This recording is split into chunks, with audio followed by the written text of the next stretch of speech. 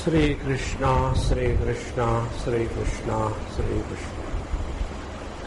गुरुर्ब्रह्मा गुरुर्विष्णुः गुरुर्देवो महेश्वरः गुरुः साक्षात् परं ब्रह्म तस्मै श्री गुरवे नमः।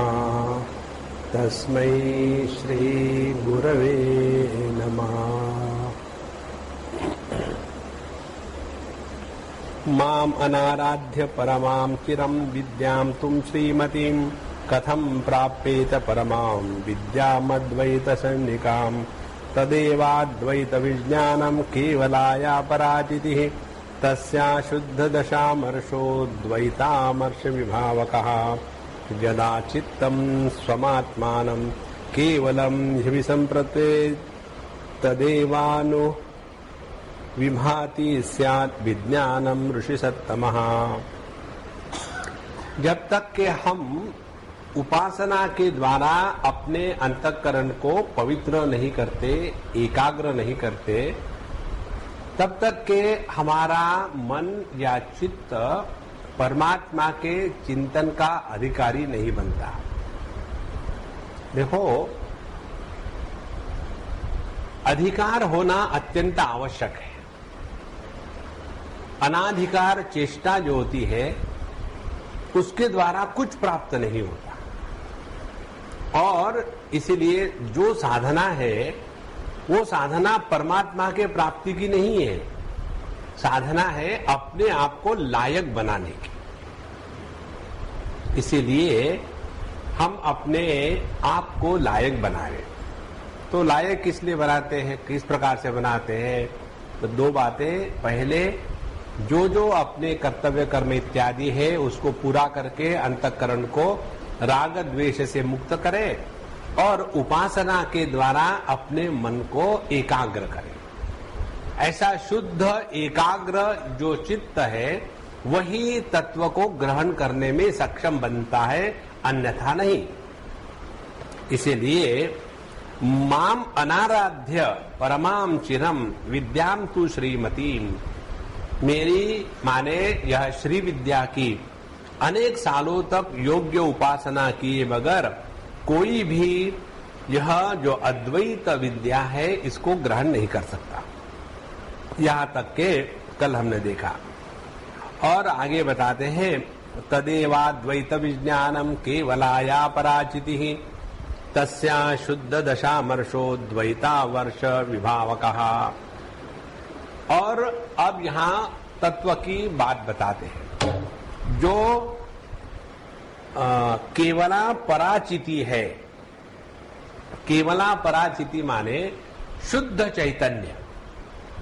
चिति यह शब्द स्त्रीलिंगी है और चैतन्य यह नपुंसकलिंगी और पुरुष यह पुल्लिंगी। सबका अर्थ एक ही है। तो यह जो परासंवित है, पराचिति है, इसको कहते हैं शुद्ध विज्ञान। माने जिस ज्ञान में केवल होने का भान है उसको कहते हैं पराचिति। और चित्तम तस्य, जब हमारा चित्त इस पराचिति की ओर लगा रहता है, चित्तम यदा स्वमात्मानं केवलम ह्यभिसम्पतेत्, तो उस समय यह चित्त जगत का त्याग करके अपने स्वरूप को वापस लौट आता है। अब उसके लिए करना क्या है? तो कहते हैं श्रुतितः युक्तितः वापि केवलात्म विभासनम देहाद्यात्म भावस्य नाशनम ज्ञानमुच्यते। अब इसके बाद ज्ञान की बात बता रहे। ज्ञान किसको कहते हैं? श्रुतितः युक्तितः, दो बातें। एक तो श्रुति का आधार लिया और दूसरा युक्ति का आधार लिया। श्रुति है प्रामाणिक सिद्धांत। प्रामाणिक माने प्रमाण से युक्त। तो जब तक के हम किसी प्रमाण के आधार को नहीं लेते, तब तक के केवल हमारी मानसिक कल्पना होगी। जैसे कई बार हम लोग पढ़ पढ़ करके बहुत सारी चीजें जान लेते हैं। हमने सुना है उस देश में ऐसा होता है, हमने सुना है इस देश में ऐसा होता है। आप वहां गए क्या? नहीं, हमने केवल सुना है। इसको कहेंगे परोक्ष ज्ञान।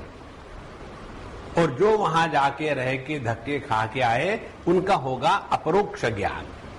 इसी प्रकार से यह जो तत्व है, तत्व की ठीक और प्रामाणिक जानकारी केवल श्रुति माता शास्त्र के माध्यम से ही उपलब्ध होती है। इसीलिए श्रुतितः अपने जीवन में सबसे ज्यादा महत्व की यदि कोई वस्तु हो तो शास्त्र होने चाहिए। जिसके जीवन में शास्त्र का महत्व कम हो गया है वह कभी भी तत्व को ग्रहण नहीं कर सकता, क्योंकि जो विषय बुद्धि और इंद्रिय के परे है उस विषय के बारे में हमारी बुद्धि और इंद्रिय काम नहीं कर सकती, और इसीलिए उसके बारे में कोई भी व्यक्ति की बात स्वीकृत नहीं है। तो उसको कौन बताएगा? तो बताते हैं अतीन्द्रिय विषय वेदाः प्रमाणम। जो अतीन्द्रिय विषय है, जैसे ये जन्म, पिछला जन्म, अगला जन्म, हम देह से भिन्न जीव रूप से है, उसके बाद पाप करने से नरक में जाएंगे, पुण्य करने से स्वर्ग में जाएंगे, इत्यादि जितनी बातें हैं यह किसी मनुष्य के दिमाग की पैदाइश नहीं है। इसके बारे में यदि हमको जानना है तो केवल शास्त्र प्रमाण है, क्योंकि शास्त्रों को बताते हैं शास्त्र अपौरुषेय है। वेदों को अपौरुषेय कहते हैं, माने किसी पुरुष की निर्मिति नहीं है, किसी ने अपने विचार के द्वारा इसको निर्माण नहीं किया है। तो श्रुतितः, उसके बाद युक्तितः दूसरी महत्व की बात है।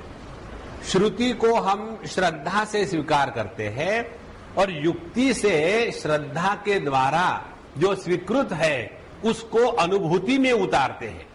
दो बात, माने श्रुति का आधार लेकर के परमात्मा को स्वीकार किया और युक्ति के द्वारा उसका जांच करके उसको अनुभूत किया। नहीं तो केवल यही 1000 बार कहते रहेंगे हमारी भगवत गीता बड़ी ग्रेट है और ये ऐसा है वैसा है। अरे भैया, क्या आप भगवान को सर्टिफिकेट दे रहे हो क्या कि भगवान आपने गीता बड़ी अच्छी लिखी? भाई किसके पास गए थे एडिटिंग करने के लिए? हमको भगवान को सर्टिफिकेट नहीं देना है। जो भगवान ने कहा है भगवत गीता में उसको स्वीकृत प्राथमिक स्तर पर श्रद्धा के द्वारा, लेकिन केवल श्रद्धा से स्वीकार करके कुछ नहीं होता। फिर उसको अपने अनुभूति में कन्वर्ट करने के लिए उसके साथ विमर्श करना है, विचार करना है, चिंतन करना है, और वह युक्तितः योग्य प्रकार के तर्क के द्वारा।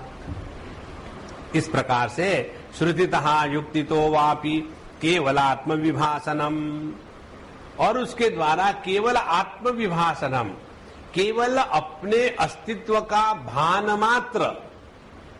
देखो, अपने अस्तित्व के भान में किसी भी प्रकार के इंद्रिय या अंतःकरण इनका व्यापार नहीं होता। देखो, किसी ने यदि ये कहा कि भाई डॉक्टर ने कहा कि तुम मरे हो, चलो दफनाते तुमको, तो पैदल आओ कि उठा के ले जाओगे?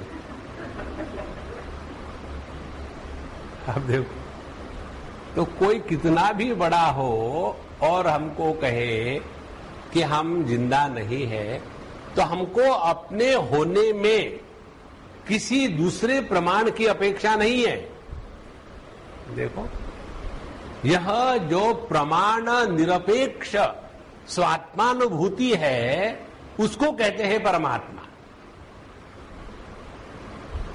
इसीलिए केवल आत्मविभासनम, केवल अपने होने का भान। अब ध्यान से सुनना, यदि अपने होने का भान वृत्तियों के माध्यम से होगा तो हम अपने बारे में द्वैत की भाषा में विचार करने लगेंगे।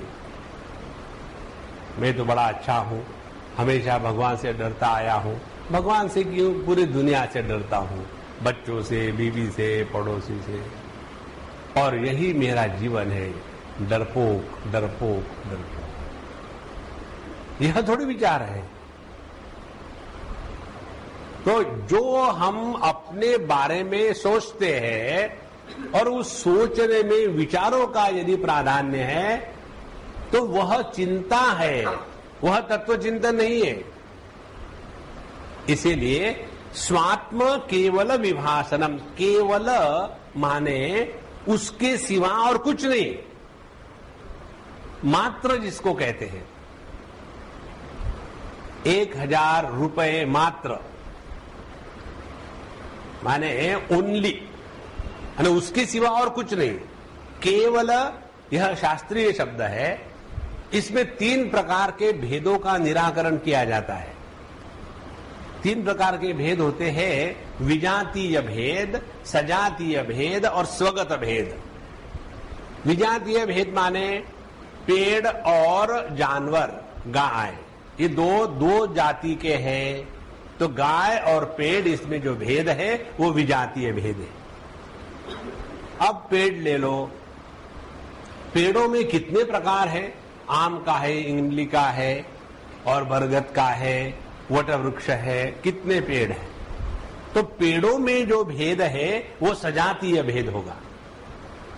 और एक पेड़ में ले लो, उसमें भी कोई मूल है, कोई तना है, कोई डालिया है, कोई पत्ते है, कोई फूल है, कोई फल है।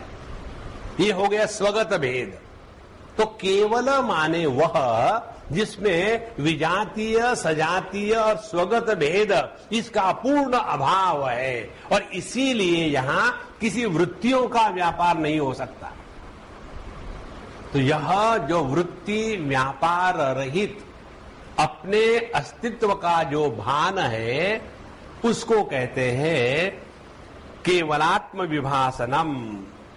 तो जहां हमने शास्त्रों का आधार लिया, युक्ति का साथ लिया, तो हम अपने शुद्ध स्वरूप में पहुंच जाएंगे। अब यह जो सजातीय विजातीय स्वगत भेद है, वो कौन से भेद है? पहले विजातीय भेद। विजातीय भेद माने हम चैतन्य स्वरूप है और यह जगत जड़ स्वरूप है। जड़ चेतना का भेद, ये विजातीय भेद है।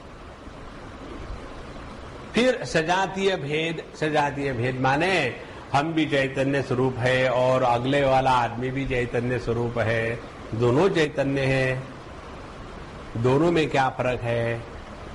तो यह हो गया सजातीय भेद। मैं समझदार हूं, बाकी के बेवकूफ है, ये हो गया सजातीय। और स्वगत भेद क्या हो गया? स्वगत भेद हो गया सुबह में जब उठता हूं तो मूड ठीक रहता है, उसके बाद जैसे जैसे दिन बढ़ता है, सूर्य के ऊपर जाते जाते मेरा मूड भी खराब हो जाता है। तो ये हो गया स्वगत भेद। तो जिनमें यह तीनों भेदों का अभाव है, वह है केवल आत्मदर्शनम। अब देखो क्या हो गया, विजातीय भेद की निवृत्ति हो गई तो द्वैत समाप्त हो गया। सजातीय भेद की निवृत्ति हो गई तो कंपटीशन खत्म हो गई। और स्वगत भेद की निवृत्ति हो गई तो अपने मूड को हमने तिलांजलि दे दी। यह जो केवल आत्म विभासनम, यह जो है उसको कहते हैं श्रुतितः युक्तितः वापि केवल आत्म विभासनम। अब इसको यदि हमको प्राप्त करना है और यदि प्राप्त हो गया है तो कहते हैं देहादि आत्मभासस्य नाशनम ज्ञानम उच्यते। उसको कहते हैं ज्ञान। किसको? देहादि आत्म आभास, हमने अपने आप को देह के रूप में स्वीकार करके रखा है, हमने अपने आप को प्राण के रूप में स्वीकार करके रखा है, हमने अपने आप को मन के रूप में स्वीकार करके रखा है। तो यह जो देहात्म भाव है, यह आभास मात्र है। इस एक चीज को हमेशा पकड़े रखो भैया, बहुत आपके जीवन में परिवर्तन आ जाएगा। किसी भी हालत से अपने को जहां हमने देह मानना अस्वीकार किया है, आपके जीवन में एक नया चैतन्य आ जाएगा। देखो, ये जो डिप्रेशन आता है ना पढ़े लिखे लोगों को, केवल पढ़े लिखे को नहीं, ये जो आध्यात्मिक मार्ग पर चलते उनको भी आ जाता है। एक बात समझ लेना, खुल्लम खुल्ला बता रहे आपको, यदि आपके जीवन में एक आध बार भी डिप्रेशन आता है, किसी को लेकर के गलतफहमी आती है, या आपको मूड ऑफ लगता है, तो समझ लेना आप अपने मन के शिकार बन गए हो। यह आध्यात्मिक लक्षण नहीं है। देखो, ये सभी के सभी केवल प्रकृति के विकृति के साथ तादात्म्य के कारण होता है। इसीलिए ज्ञान किसको कहते हैं? यहां है देहादि आत्मभासस्य नाशनम। यह हमारा जो देहात्म भाव है, हमारा जो प्राणात्म भाव है, हम जो अपने आप को मन समझ के रखे हैं, इसका जब नाश होता है, किसके द्वारा? पहले बताया केवल आत्म विभासनम, केवल अपने स्वरूप को पहचानने के बाद उसको कहते हैं ज्ञान। इसीलिए जितनी भी आध्यात्मिक साधना है, इधर ध्यान रखना। आपका यदि देहात्म भाव, स्थूल देहात्म भाव कम हो गया है, तो जागृत अवस्था में रहते समय, जगत के साथ व्यवहार करते समय, अपने रिश्ते नातों से व्यवहार करते समय आपका मूड कभी फ्लक्चुएट नहीं होगा। देखो, आपने देखे होंगे ड्रामा, काफी ड्रामा में क्या करते हैं, वो जो एक्टर है वो किसी एक कैरेक्टर के साथ तादात्म्य करता है। और तादात्म्य कैसे होता है? झूठ मूठ का, सच थोड़ी होता है। और तादात्म्य करके फिर रोना धोना, ये वो सब हो गया। इसी प्रकार से हम देह के साथ तादात्म्य करते हैं और फिर रोना धोना। और वो कैसा है? ध्यान से सुनना, झूठ मूठ है। फिर सुषुप्ति अवस्था में चले गए तो छोड़ दिया सब कुछ। इसीलिए इधर ध्यान रखना भैया, ये बहुत बहुत आवश्यक बात है। ये जो हमने अपने आप को देह मान के रखा है, उसके बाद अपने को जीव मान के रखते हैं। सूक्ष्म देह के साथ तादात्म्य माने अपने को जीव मान के रखना। और जब अपने को जीव मान के रखते हैं तो इसी में लगे रहेंगे। पिछला जन्म ये हो गया, अगला जन्म सुधारना चाहिए। अरे काहे का जन्म, निकल जाओ इसमें से। और इसमें से निकालने के लिए अपने आप को एक चीज समझ रखना, किसी प्रकार के यह मानसिक चक्कर में मत पड़ना। कल हम वहां प्रेमपुरी में बोल रहे थे तो बड़े सुंदर विचार प्राप्त हुए। हम लोग कहां फंसे हैं? पहला फंसने का स्थान ये दुनिया में, किसी रिश्ते नातों में फंसे हैं और उसको लेकर के पूरी जिंदगी बर्बाद करते हैं। मुझे लगता है तुम्हारे ही कारण में दुखी हो, हम डाइवोर्स करेंगे। अरे डाइवोर्स करके करोगे क्या? अगले बार दूसरी शादी करोगे, उससे डाइवोर्स करोगे। कल मुझे कोई बता रहे थे, कोई स्वामी जी एक ऐसी ऐसी लड़की है, लड़की नहीं आदमी है, शायद आदमी है, और उसकी कुंडली किसी को बताई थी। तो बताया कि इसको बोलना शादी मत करना। क्यों? बोले ये शादी कर ही नहीं सकता। शादी करेगा तो टिकेगी नहीं। उसको बताया, बोले नहीं मैं शादी करूंगा। 1, 2, 3, 4 हर शादी 6 महीने 8 महीने साल के बाद टूट जाती। अब देखो, एक शादी तोड़ दी दूसरे की, दूसरे बार पति महाराज बने, दूसरी तोड़ दी तीसरे बार बने। यह जो तादात्म्य है यही तो सब परेशानी का कारण है। इसीलिए ये जगत के रिश्ते नातों को लेकर के ज्यादा परेशान जो नहीं होता वह आध्यात्मिक साधक है। उसने जगत के साथ तादात्म्य कम कर दिया है। दूसरी बात, जब हम देह के साथ तादात्म्य करके रखते हैं अपने आप को, तो जिंदगी भर इसी को लेकर के सोचते रहेंगे। अब इससे आगे बढ़े, अपने आप को जीव मान के रखें। तो जीव मान के जब रखेंगे तो हम रहना शुरू करते हैं मानसिक स्तर पर, और मानसिक स्तर पर रहना शुरू करते हैं तब हमको साधना करने का रोग लगता है। और साधना क्या होगी? साधना यही होगी, अब मैं ऐसी साधना करूंगा कि जिसके द्वारा मुझ में सिद्धियां प्राप्त हो जाए। किसी को हाथ लगाया तो दर्द गायब, किसी को हाथ लगाया दर्द प्रारंभ।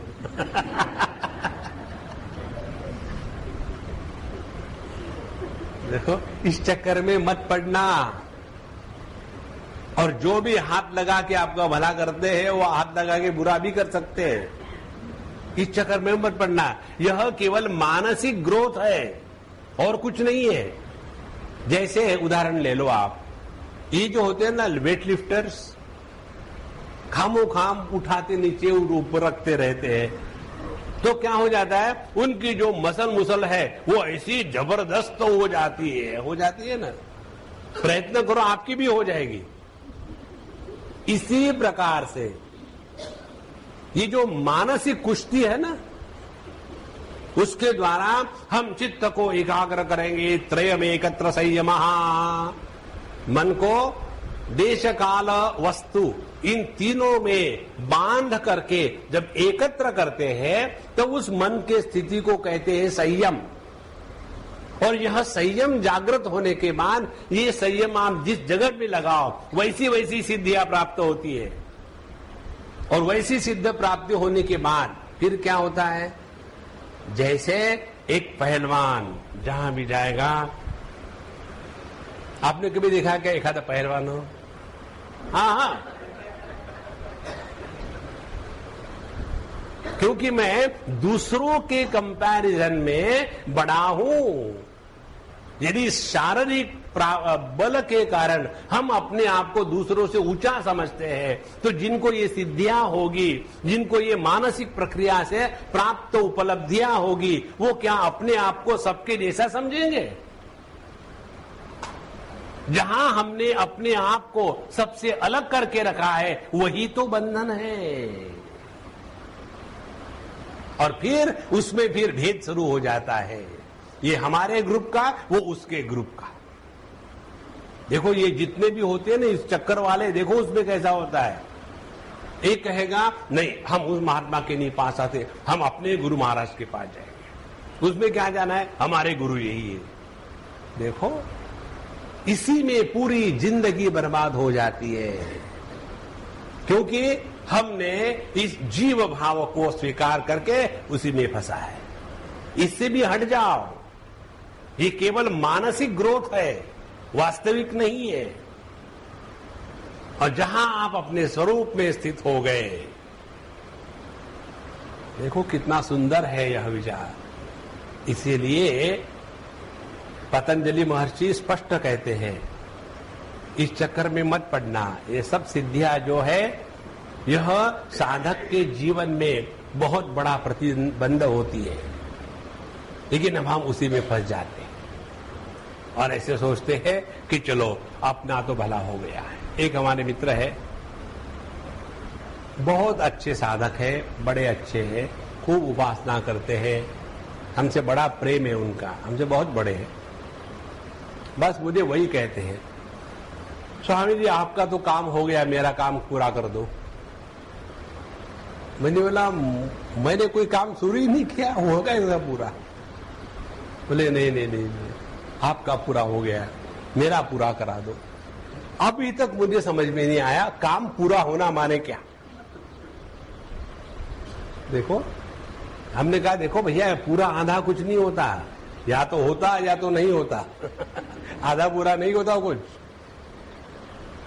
और ये कब क्यों लगता है? यही लगता है कि अब मुझे ऐसे लगता है कि now I am spiritually growing. कैसे?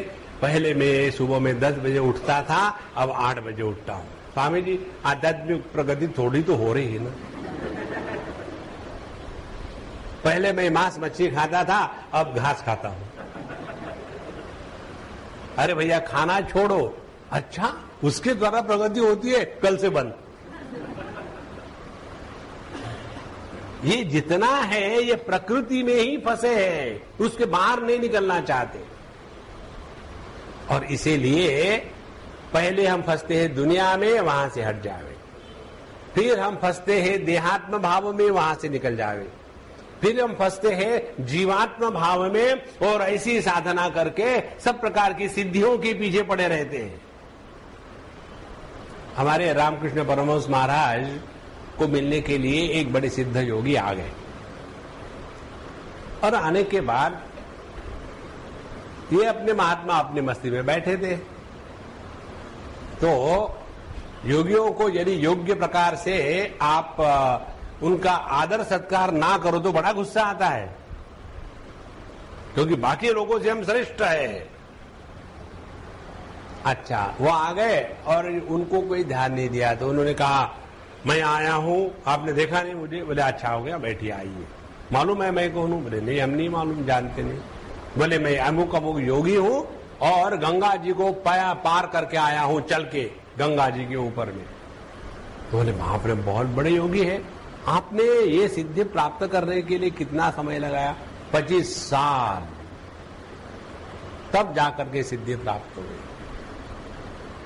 बोले हमारे ये जो केवट है ना, जो नाव खेते हैं, ये 25 पैसे में काम कर लेते हैं। देखो 25 साल बर्बाद करने के बाद कमाया क्या? 25 पैसा। थिंक। और ये जो सिद्धियां है ना, ये है नहीं, ऐसी बात नहीं। लेकिन क्या यही जीवन का लक्ष्य है? ध्यान से सुनना। पैसा कमाना और बाकी के लोगों के तुलना में अमीर बनना, और सिद्धियां कमाना और बाकी के अज्ञानियों की तुलना में अपने को सिद्ध कहना, इन दोनों में तात्विक भेद नहीं है। देखो इन दोनों का जो एक अधिष्ठान है, जब तक उसको नहीं पहचानेंगे तब तक के हम इस द्वैत के ही क्षेत्र में बंदी बन के रहेंगे। और इसीलिए फिर ऐसा ही व्यक्ति फिर किसी को शाप देगा, किसी का भला करेगा, वहां राग द्वेष होगा, कोई अपना पराया होगा। देखो इसलिए देहादि आत्मभावस्य नाशनम ज्ञानमुच्यते।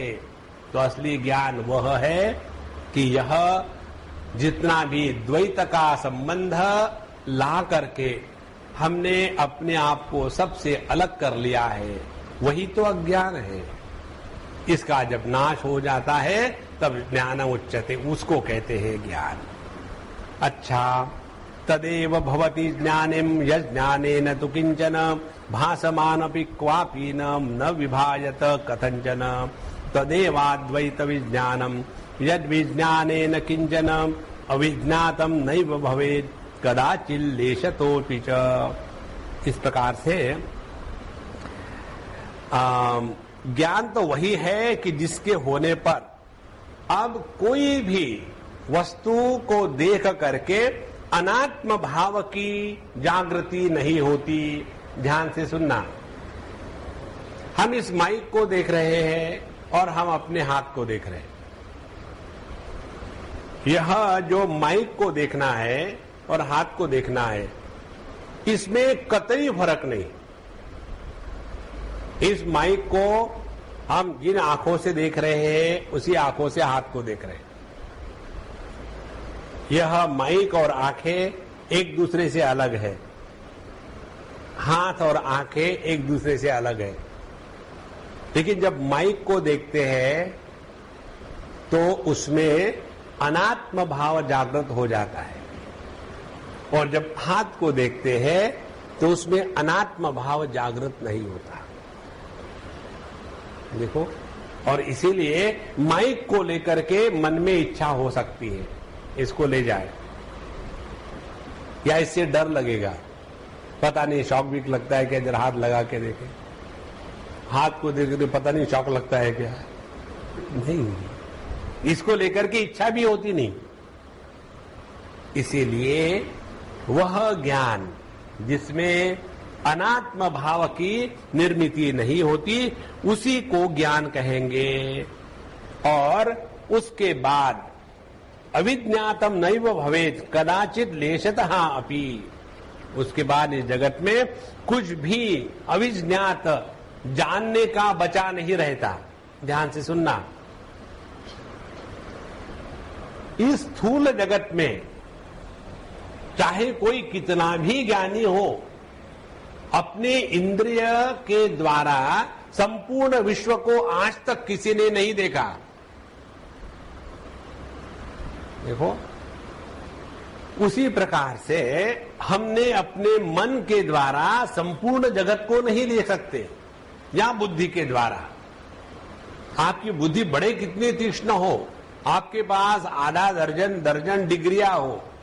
एक कोई सज्जन है, उनको यही शौक था, पढ़ के डिग्रियां इकट्ठी करना, और उन्होंने बहुत सारी डिग्रियां इकट्ठी कर ली थी, हर एक विषय में उनके पास डिग्री है।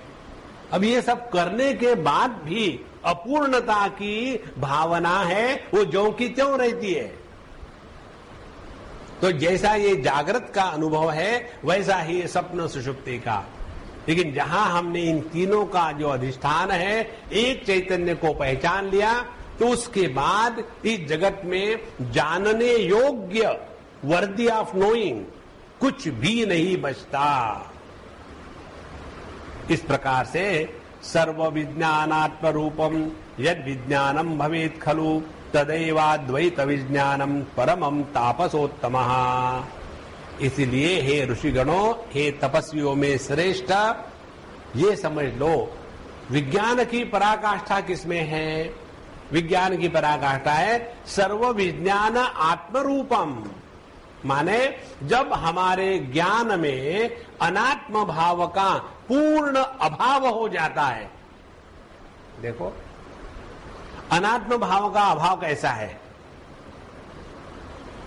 जब हम बच्चे की तरफ देखते हैं, कोई पराया भिखारी हो बच्चा, और दूसरा अपना बच्चा हो, वो भिखारी बच्चा कितना भी सुंदर हो दिखने के लिए, और अपना बच्चा कितना भी स्पास्टिक हो, देखो कितना फर्क पड़ता है।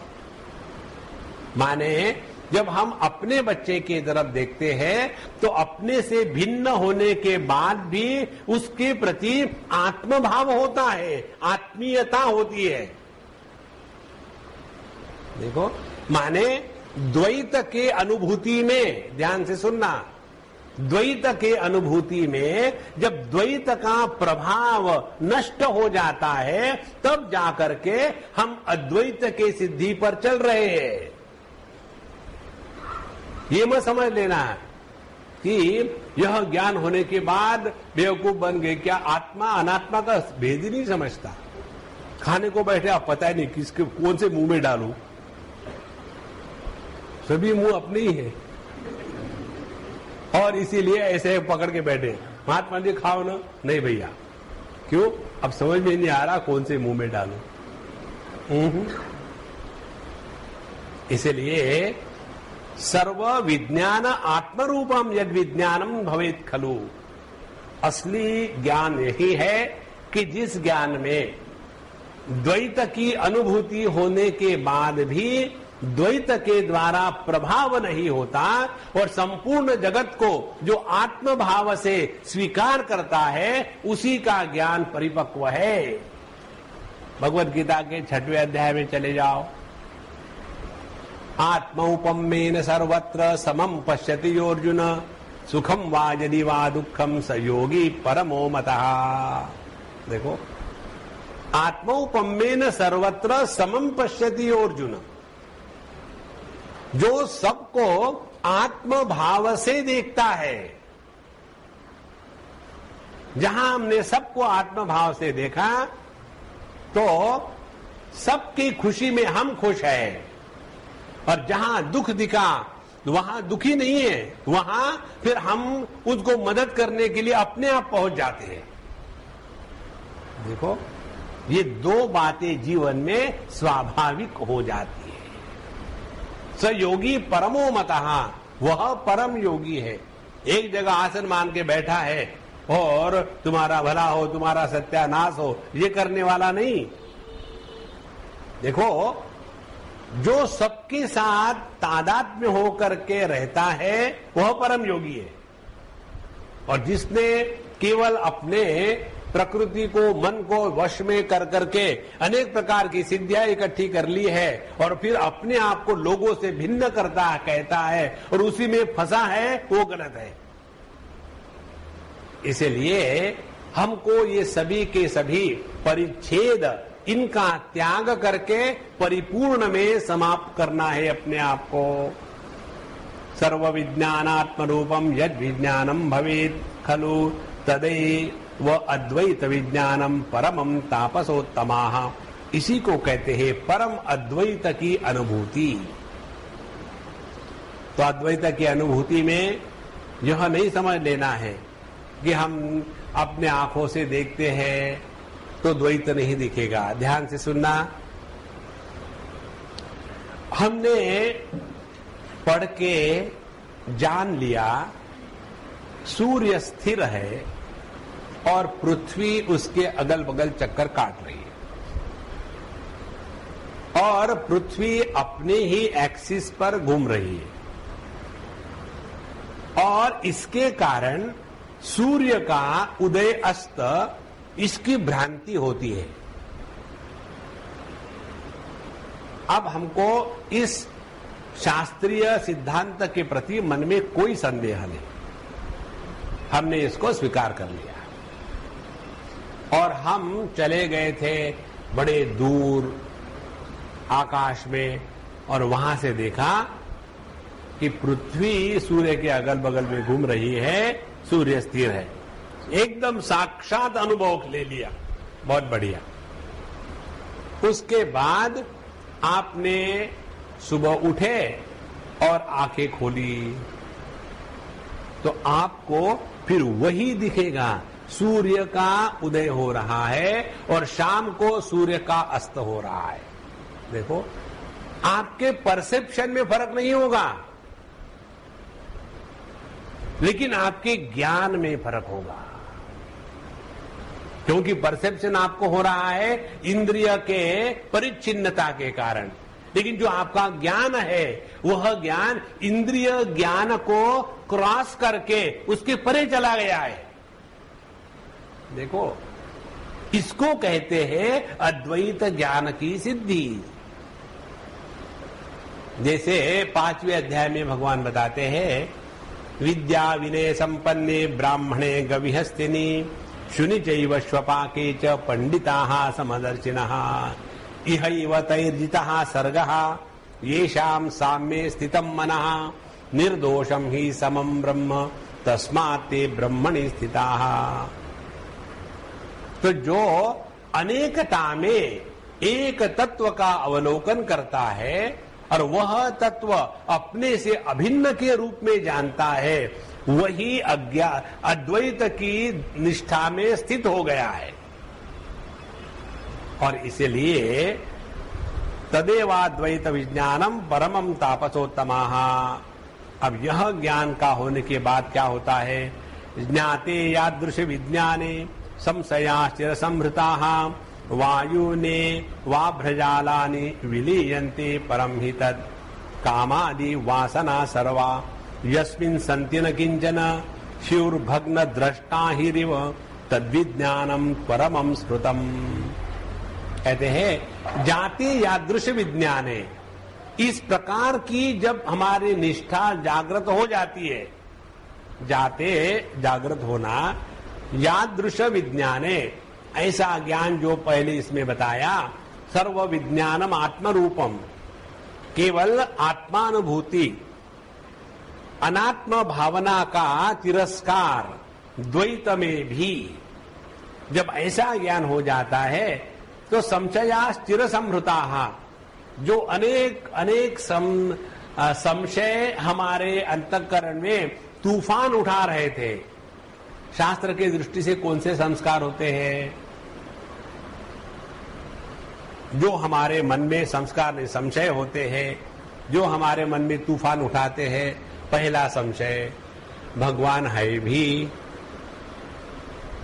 दूसरा संशय, क्या उस भगवान का दर्शन भी हो सकता है?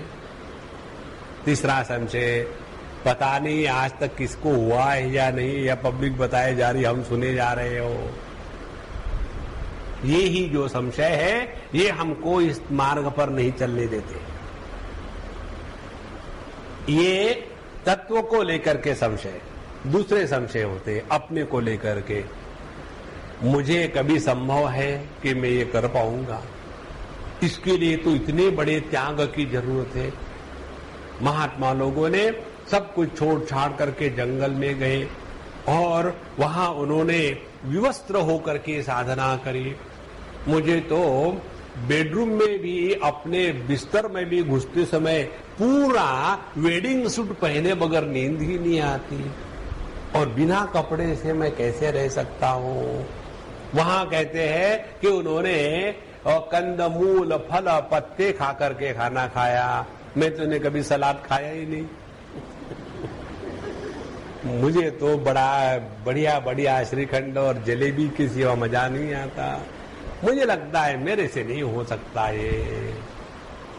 देखो, पहले संदेह तत्व को लेकर के, दूसरे संदेह अपनी क्षमता को लेकर के, तीसरे संदेह पता नहीं आज तक किसको ज्ञान हुआ कि नहीं। यदि आज तक किसी को ज्ञान नहीं हुआ, ये हमारा विचार है, तो गारंटी ये है कि अपन को भी नहीं होगा। तो संदेह आता है गुरु के बारे में, संदेह आता है साधु संतों के बारे में। देखो, तो ये जितने भी संशय है, ये सभी के सभी जाते यादृश विज्ञाने संशया स्थिर संभृता। अनेक सालों से, अनेक जीवनों से इन संशयों को जो हम ढो रहे थे, वो क्या हो जाता है? वायुना अभ्र जालानी इव। जैसे जब बहुत जोर से हवा चलती है तो कितने भी बड़े बड़े बादल आकाश में लटके हो, अपने आप तितर बितर हो जाते हैं। इसी प्रकार से कैसे भी, कितने भी पुराने हमारे संशय क्यों ना हो, इस अद्वैत ज्ञान में अपने आप नष्ट हो जाते हैं। जैसे आकाश में बादल वायु के आने से तितर बितर हो जाते हैं। और यदि कामादि वासना सर्वा यस्मिन् सन्ति न किंचन, उसके बाद कोई भी काम वासना मन में नहीं रहती। दो बातें हैं, एक है कामना, दूसरी है वासना। इसको ठीक से समझ लेना। जब हम कोई कर्म करते हैं, यह अत्यंत सूक्ष्म विचार है, ध्यान से शब्द सुन लेना, गड़बड़ी बहुत होती है फिर। जब हम कोई अच्छा बुरा कर्म करते हैं तो उस कर्म के जो संस्कार हमारे अंतःकरण पर होते हैं, तो उन संस्कारों के फलस्वरूप हमको जीवन में सुख दुख की प्राप्ति होती है। कर्म संस्कारों से जो कर्म फल मिलता है, वह कर्म फल केवल सुख और दुख दो ही रूप का होता है। और इन कर्म फलों को भुगतने के लिए हमको दूसरे जन्म लेने पड़ते हैं। अब वासना किसको कहते हैं? कर्म फल को वासना नहीं कहते। वासना कहते हैं जब हम किसी भी भोग का अनुभव करते हैं तो वो भोग के जो संस्कार हमारे मन में हो जाते हैं और उन भोग के संस्कारों के कारण फिर उसी प्रकार के भोग को हम भुगतना चाहते हैं, उसको कहते हैं भोग संस्कारों को वासना संस्कार।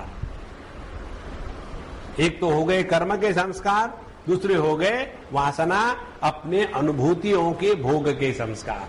इसलिए यहां दो शब्दों का प्रयोग किया है, कामादि वासना सर्वा यस्मिन् सन्ति न किंचन।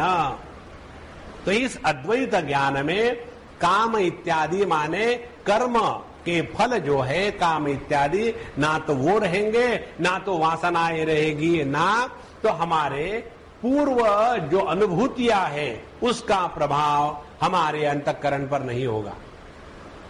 जिन्होंने हमारे ध्यान के कक्षाएं अटेंड करी है उनको पता है, हम एक बात हमेशा बताते हैं, जब आप ध्यानाभ्यास करते हो और ध्यान से उठने के पहले किसी प्रकार के संस्कार अपने मन पर मत होने दो। Don't get up from the meditation seat by carrying the memory of meditation. आहा, आज का मेडिटेशन जमा था। दही है क्या, जम गया? देखो, जहां आपने ध्यान का संस्कार अपने अंतःकरण में वासना रूप से निर्माण किया तो क्या होगा? अगले बार जब ध्यान को बैठोगे तो वही पुरानी याद, जैसे हम जब बुढ़ाओ बेकार बैठते हैं, पुरानी याद, जब हम छोटे थे, पेड़ पर चढ़ते थे, कूदते थे, कितना अच्छा वो समय था। और अब साइकिल पे बैठते हैं, नीचे कूदते हैं, इधर जाते हैं उधर जाते हैं। भगवान क्या चल रहा है दुनिया में? इसी प्रकार से पुरानी बातें, मेडिटेशन, जब हम बद्रीनाथ गए थे तब का मेडिटेशन, स्वामी जी क्या बताओ आपको। देखो ऐसा ही है, हम उस होटल में गए थे, वहां का पराठा क्या बताऊं आपको, अभी भी याद आती है ना तो मुंह में पानी आ जाता है। उसी प्रकार से बद्रीनाथ गए थे, वहां का मेडिटेशन क्या बताऊं, किस में पानी आता है।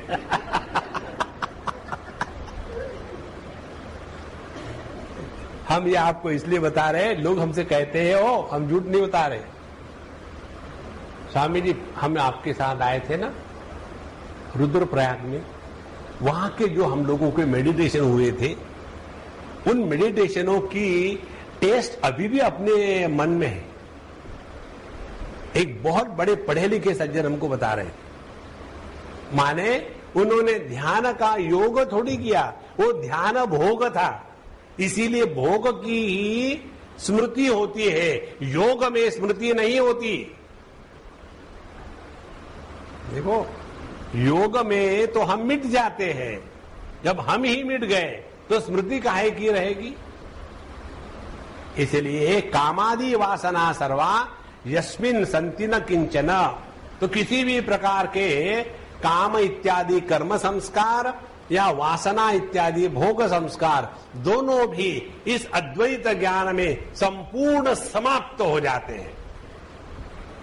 और आगे कहते सिंहू, और यदि समझो बचे हैं कुछ पुराने काम के संस्कार या भोग के संस्कार, सिंहू यदि है तो भग्न दृष्ट अहि इव, जैसे कोई सांप हो और उसके दांत निकाल गए हो, तो बिना दांत का सांप यदि किसी को काटने को जाएगा तो बुढ़ाऊ को कहेगा, will you please give me your denture, I want to bite you. बिना दांत के वो नहीं काट सकता। इसी प्रकार से यह जो वासना और कर्म के संस्कार है, वह किसी भी प्रकार से हम पर प्रभाव नहीं डाल सकते।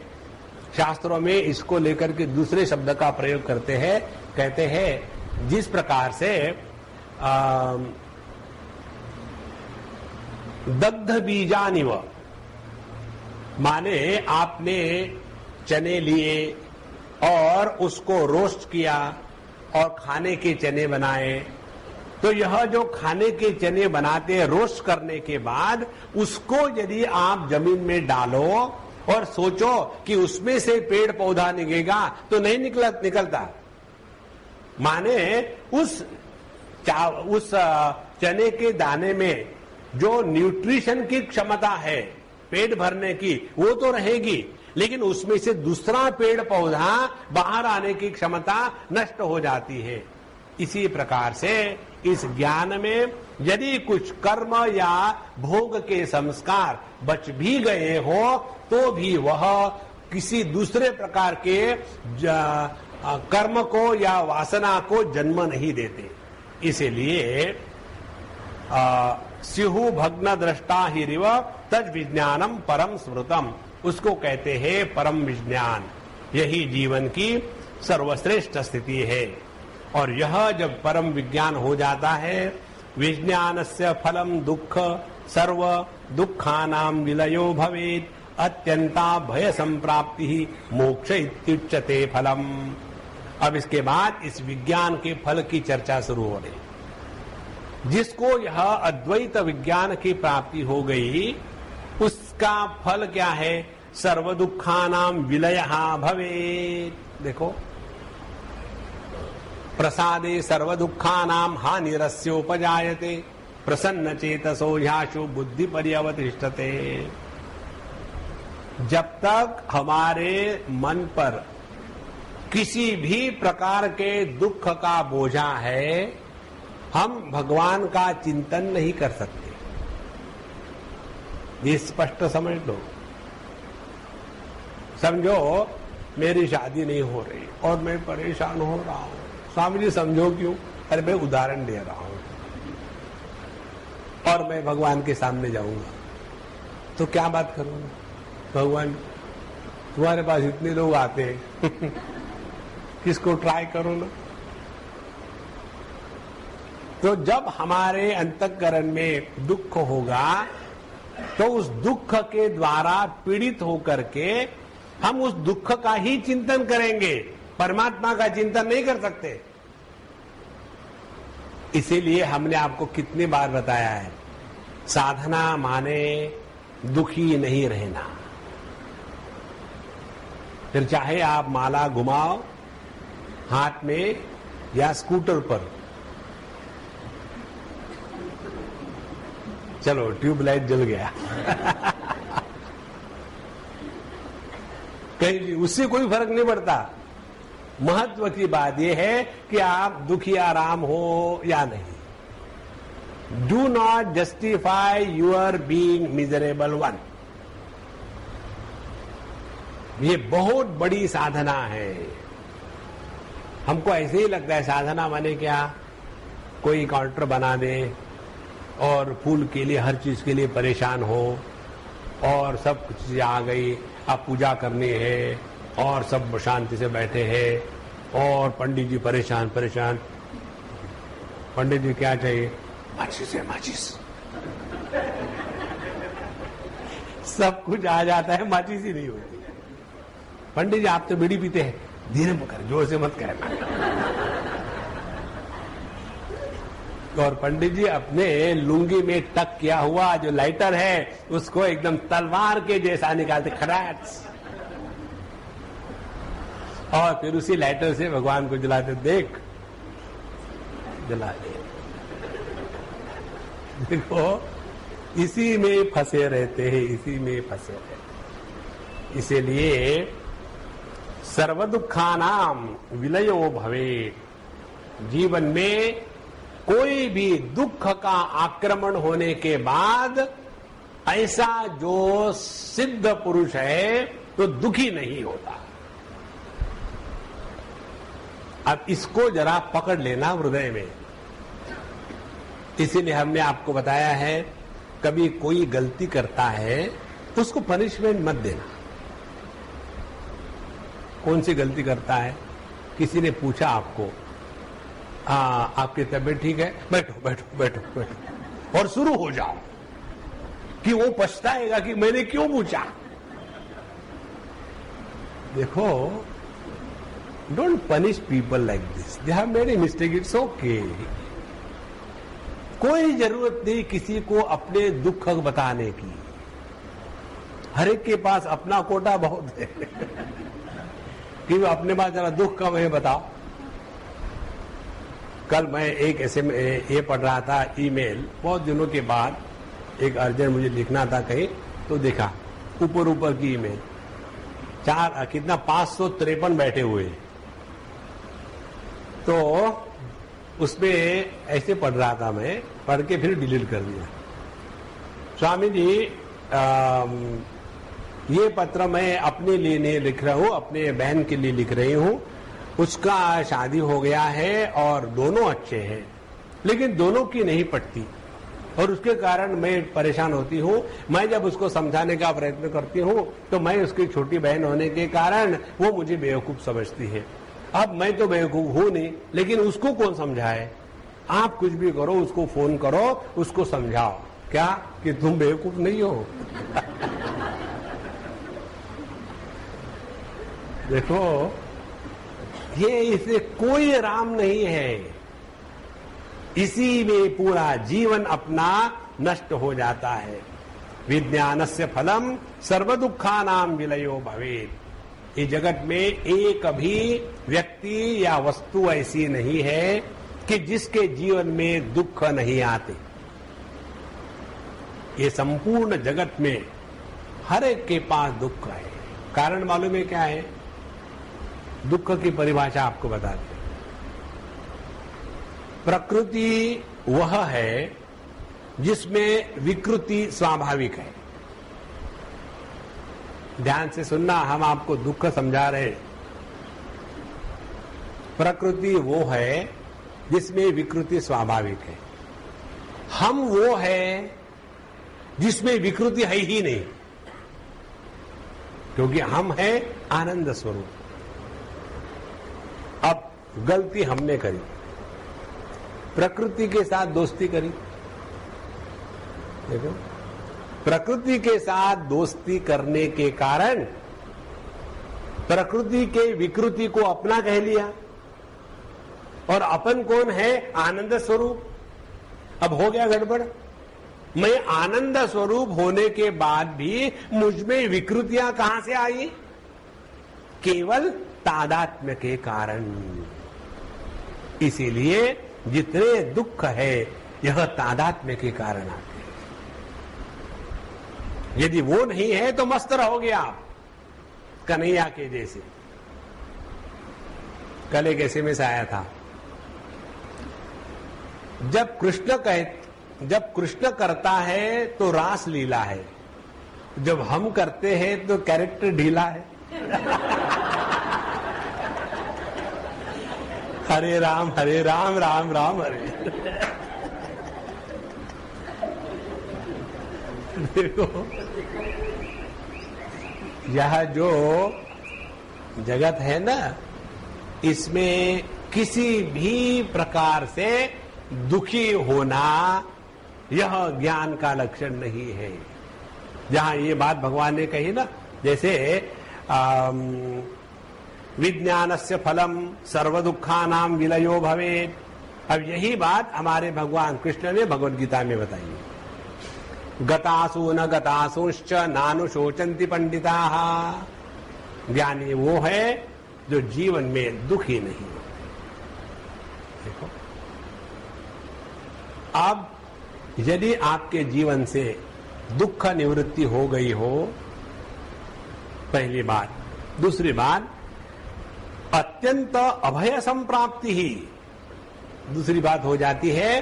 अपने जीवन में अभय की पराकाष्ठा आ गई, सभी प्रकार का डर निकल गया। देखो, ये दो बातें जिसके जीवन में 100% आ जाती है, उसको मोक्ष प्राप्त हो गया है। देखो, मोक्ष कोई स्थान विशेष नहीं है, मोक्ष कोई काल विशेष नहीं है। मोक्ष है इन दो अनुभूतियों का इकट्ठा होना, दुख की निवृत्ति और अभय की प्राप्ति। जिसके हृदय में भय होगा उसके हृदय में दुख निश्चित होगा, और जिसके हृदय से दुख संपूर्ण रूप से निकल गया है उसी के हृदय में अभय की प्रतिष्ठा हो गई। देखो, इसको कहते हैं मोक्ष। ये तो हमेशा डरे डरे डरे डरे जिए जा रहे हैं। You know, I am very God fearing. God fearing में डरपोक।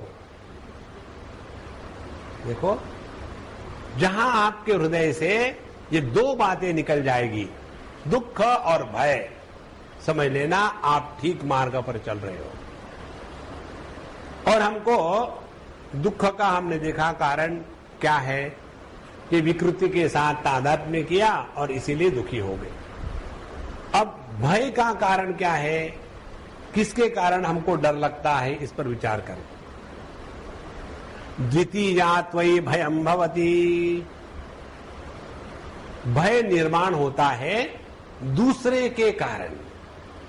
जहां दूसरे की कल्पना है वहां भय निर्माण होता है। हमको एक महात्मा जी मिले थे, ऐसी बात हो रही थी हिमालय में जाकर के साधना करने की। तो हमको कह रहे थे, स्वामी जी आप जाते हो बद्रीनाथ में, कभी आपको मूड हुआ नहीं क्या वहीं रहने का? हमने कहा नहीं, हमको ऐसा मूड नहीं होता, हम जहां रहते वही बद्रीनाथ होता है। हम घूमते फिरते हैं, लेकिन कहीं भी एक स्थान विशेष में हमारा मन अभी तक अटका नहीं है। तो बोले कितने लोग जाकर के वहां साधना करते हैं। हमने कहा अच्छी बात है, हर एक का अपना अपना स्टाइल होता है साधना का। जैसे साधना का हेयर स्टाइल अलग था, देवानंद का हेयर स्टाइल अलग है, अपना अलग है। तो बोले वहां ऐसे कहते हैं लोग, जो बाबा जी लोग वहां साधना करने के लिए जाते हैं, कहीं पहाड़ में कहीं कुटिया है बहुत सारी, वहां जाके रहो, फ्री मिलती है आपको रहने के लिए। सामान सुमान ले जाना पड़ता है। जब ये यात्रा का समय खत्म हो गया दिवाली के पश्चात, फिर वहां कोई नहीं रहता, चारों तरफ बर्फ हो जाता है, पुजारी तक नहीं रहते, मिलिट्री की एक हाथ दो गाड़ियां घूमती होगी तो घूमती होगी, बाकी कोई नहीं रहता। उस समय आपको वहां रहना है। दिन तो निकल जाता है सूर्य के प्रकाश में, शाम के बाद अंधेरा शुरू हो जाता है, बिजली नहीं, कुछ नहीं, कुछ नहीं। रात को कोई वो जंगली जानवर रोते हैं धोते हैं, वो आवाज होगी। और कई बार ऐसा लगता है कि हम जिस कमरे में हैं उसी कमरे में एक आदमी खड़ा बन के आया है, खट खट खट खट खट खट। और उसके बाद आपने जो बर्तन रखे थे, कुछ बर्तन को हाथ लगाया, बर्तन भी यहाँ से वहां उठा के रखा, और यहाँ हरिओम हरिओम हरिओम हरिओम हरिओम हरिओम। बोले वहां बड़ा डर लगता है, तो क्या करें? तो कोई कंपनी साथ में ले जाओ। देखो, जब तक के दूसरा कोई है यह कल्पना तक मन में आती है, तब तक के अंतःकरण से डर निकल नहीं जाता, और जब तक के डर है तब तक के मोक्ष नहीं है। इसीलिए अत्यंत अभय संप्राप्ति मोक्ष इति उच्यते फलम। अब हमारे भय का कारण क्या है? भयम द्वितीय संकल्पाद अद्वैते विदिते दृढ़म कुतस्याद्वैत संकल्पः तम सूर्योदये यथा। भयम द्वैत संकल्पे, जहां द्वैत की कल्पना मात्र हुई वहां डर शुरू हो गया। अब देखो, आप लोगों ने देखा होगा, जब पहला बच्चा होता है एकमेवा द्वितीय, तो उसकी बड़ी खातिर होती है, उसकी बड़ी तारीफ होती है, पूरा का पूरा ध्यान उसी की तरफ रहता है। और जैसा दूसरा बच्चा घर में आ जाता है तो पहले बच्चे को अपनी अब महत्व खत्म हो रहा है, इसको लेकर के मन में चिंता जागृत हो गई, डर लगने लग जाता है कि अब क्या होगा। और उस डर के कारण वो दूसरे बच्चे से फिर उसको मारना पीटना, उसका तिरस्कार करना। क्यों? द्वितीयात् वै भयं भवति। देखो, हम ही कहते हैं अपने लड़के को, बेटा शादी करना शादी करना शादी करना, और लड़के ने शादी करी तो दूसरी आ गई। दूसरी आने के बाद अब माँ सोचती है, स्वामी जी पहले मेरा डम्बू ऐसा नहीं था, शादी के बाद बिगड़ गया। क्या बिगड़ गया? अब वो मेरे तरफ ध्यान ही नहीं देता। बुढ़ाऊ, अब उसको एक जवान मिल गई है, तुम्हारे तरफ कौन आएगा? वो बेचारा दरिद्री, उसके पास 1 किलो प्रेम, पहले 1 किलो का 1 किलो प्रेम मां को देता था। अब उस 1 किलो प्रेम को लेकर के उसको दोनों में बांटना है, तो वो देता है 90% बीबी को और 10% तुमको, क्योंकि तुम अभी भी कपड़े धोती हो।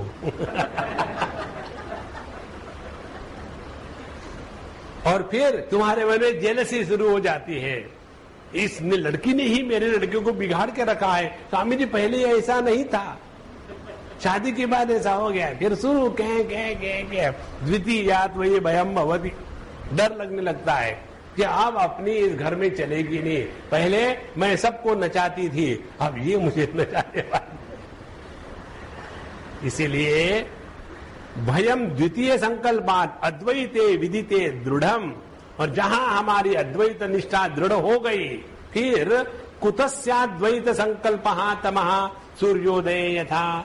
इस अद्वैत में दृढ़ निष्ठा होने के बाद यह दूसरे का संकल्प कहां से आ सकता है? ध्यान से सुनना, हमारे मन में प्रत्येक संकल्प अनात्म वस्तु को लेकर ही होता है। हमारा अपना आपा संकल्प का विषय नहीं है। संकल्प प्रभवान कामान त्यक्त्वा सर्वान अशेषतः मनसा एव इंद्रियग्रामं विनियम्य समन्ततः शनैः शनैः उपरमेत् बुद्ध्या धृति गृहीतया आत्मसंस्थं मनः कृत्वा न किंचिदपि चिन्तयेत्। यह जो ध्यान की प्रक्रिया भगवत गीता में बताई है, इसमें यही मूल सिद्धांत है कि हमारा मन अपने स्वरूप के बारे में किसी भी प्रकार का चिंतन नहीं कर सकता। और जहां हमारा मन अपने स्वरूप में लग गया तो अपने आप वो आत्मा में लीन हो जाता है। ध्यान से सुनना, जब नदी समुद्र में मिलती है ना, तो उस समय आवाज नहीं करती। देखो, जब नदी ऊपर से नीचे गिरती है बहुत बड़ा फॉल के रूप में, तो वहां आवाज होती है, धा धा धा धा धा धा धा। लेकिन वही नदी जब समुद्र में जाके मिलती है तो कहीं आवाज नहीं होती। इसी प्रकार से जहां हमारी चित्त नदी इस अखंड चैतन्य के समुद्र में जाके मिल जाती है तो अपने आप सब आवाज शांत हो जाती है। जब दो हो गए तब आवाज होगा, जब केवल एक मात्र है तो आवाज नहीं होता। और जहां आवाज नहीं है वहां डर नहीं है, वहां द्वैत नहीं है। इसलिए कुतस्याद्वैत संकल्पः अद्वैते दृढ़ अद्वैते विदिते दृढ़म। इस अद्वैत तत्व में दृढ़ता को जो प्राप्त हो गया है, उसके अंतःकरण में संकल्प उठ ही नहीं सकता। ध्यान से सुनना, जहां आपके मन में संकल्प उठने बंद हो गए तो आप इस जगत का दर्शन करोगे, लेकिन जगत को लेकर के किसी भी प्रकार के विक्षेप आपके मन में नहीं आएंगे। तो आपकी स्थिति कैसी होगी? विश्वम दर्पण दृश्यमान नगरी तुल्यम निजांतर्गतम। जैसे दर्पण में संपूर्ण विश्व एकदम प्रतिबिंबित होता है, लेकिन दर्पण किसी को रिएक्ट नहीं करता। इसी प्रकार से आपका जीवन, इस जगत में आप भले रहो, लेकिन किसी को लेकर भी ना कोई अपना है ना कोई पराया है। इस आनंद के सागर में मस्ती में रहोगे। इसको कहते हैं अद्वैत ज्ञान की सिद्धि। और ये जब नहीं होता तब ये अपना वो पराया, हमारे गुरु महाराज, तुम्हारे गुरु महाराज, उसके पास जाओगे, उस महात्मा को सुनने जाओगे तो तुमने मेरा माने अपने गुरु का अपमान किया। जो गुरु द्रोह करता है उसका कभी भला नहीं होता। मेरे से ज्यादा किसको और आता है, उसके पास जाने की क्या जरूरत है। ये हम आपको काल्पनिक बातें नहीं बता रहे, ये होता है बाबा। और कहेंगे हम अपने आप को, हम अद्वैत के सिद्धांत के प्रतिपादक हैं। घट घट में राम, पता नहीं राम है कि रम है। घट घट में राम का दर्शन हो गया तो जीवन एकदम बदल जाता है। लेकिन राम के जगह में ये माया की रम जब रहती है तो जगत में रमता है आदमी, प्रभु में नहीं जाता। और जगत में रमना माने द्वैत का प्रतिपादन करना, द्वैत का समर्थन करना और द्वैत में ही नष्ट हो जाना। तो भयम द्वितीय संकल्पान अद्वैते विदिते दृढ़म कुतस्याद्वैत संकल्पः तमः सूर्योदये यथा। जैसे सूर्योदय होने के बाद अंधकार कैसे रह सकता है, उसी प्रकार से जहां यह अद्वैत ज्ञान के अनुभूति का सूर्य हमारे अनुभूति के क्षितिज पर जब जागृत हो गया तो किसी भी प्रकार के भय या द्वैत का संकल्प उठ ही नहीं सकता। अतो यत् फलमन्यत् स्यात् तद्भयम् सर्वथा भवेत् अंतवत्तो द्वितीयम् स्यात् भूयो लोके समीक्षणात्। और इसलिए यदि हमने मोक्ष के फल को अपने से अलग रूप में स्वीकार किया है, देखो मोक्ष नाम की वस्तु की प्राप्ति नहीं है।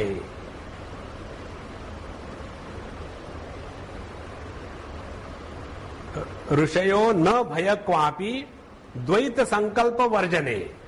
हे ऋषियों, जहां द्वैत के संकल्पना का वर्जन हुआ वहां न भयम क्वापि, वहां इतना भी डर नहीं रह सकता। अतो यत् फलम अन्यत् स्यात्। इसीलिए जो मोक्ष देश काल वस्तु व्यक्ति परिस्थिति इनको लेकर के होता है वह मोक्ष नहीं, वह मोक्ष का कार्टून है। सिद्ध देश में जाएंगे, ब्रह्मपुरी में जाएंगे, वहां भेलपुरी खाएंगे, इस चक्कर में मत पड़ना। यदि हम यहां इस क्षण इस परिस्थिति में स्वातंत्र का अनुभव कर रहे हैं तो इसी क्षण हम मोक्ष पहुंच चुके हैं। मोक्ष कोई देश काल वस्तु के द्वारा परिच्छिन्न अनुभूति को नहीं कहते हैं। इसलिए द्वितीय की दुर्गंध जब जीवन से हट जाती है तब अभय का आनंद प्रारंभ हो जाता है और इसी को कहते हैं मोक्ष। इसके बारे में एक दो बातें और है। इस अद्वैत ज्ञान का फल क्या है, ये प्रश्न पूछा था ऋषियों ने, उसके बारे में यहाँ बता रहे, बाकी कल देखेंगे। ओम पूर्णमदः पूर्णमिदं पूर्णात् पूर्णमुदच्यते पूर्णस्य पूर्णमादाय पूर्णमेवावशिष्यते। ओम शांति शांति शांति। हरि ओम। श्री गुरुभ्यो नमः। हरि ओम। श्री कृष्ण श्री कृष्ण श्री